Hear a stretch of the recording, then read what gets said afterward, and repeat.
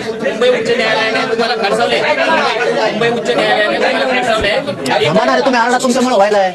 एक मिनिट, मुंबई उच्च न्यायालयाने तुम्हाला खडसावले. सार्वजनिक ठिकाणी निश्चित काळासाठी बंदी येत नाही, आमच्या लक्षात घ्या. मराठा आरक्षण कार्यकर्ते मनोज जरांगे यांना अधिकाऱ्यांच्या पूर्व परवानगीशिवाय निदर्शनं करता येत नाहीत. आम्ही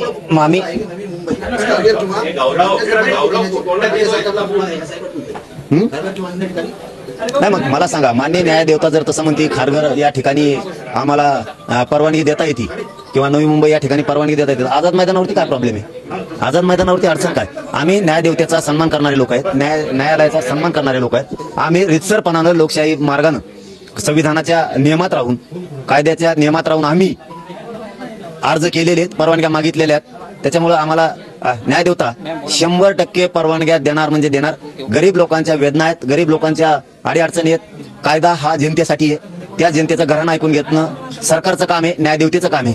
नक्की आमची सुद्धा टीम, वकील बांधवांची आमची सुद्धा संपूर्ण मुंबईमधली, आणि मी पण आव्हान करतो सगळ्यांना की आपले जे बांधव आहेत, आमच्या ओळखी नाही आहेत जास्त, तुम्ही सुद्धा सगळ्यांनी जावा न्यायदेवतेसमोर. आमची सुद्धा बाजू मांडली जाणार आहे. न्यायदेवता 100% आम्हाला न्याय देणार, कारण लोकशाहीप्रमाणे करणारं आंदोलन ही कधीही रोखता येत नाही.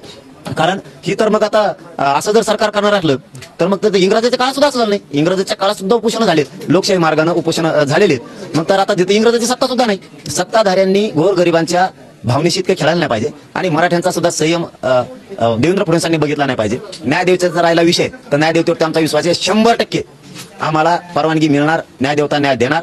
कारण आम्ही काय करायला म्हणजे नाकारायला, नाकारायचे कारण तर द्यावं लागतील तुम्हाला, की या कारणामुळं आम्ही नाकारतोय. तुम्हाला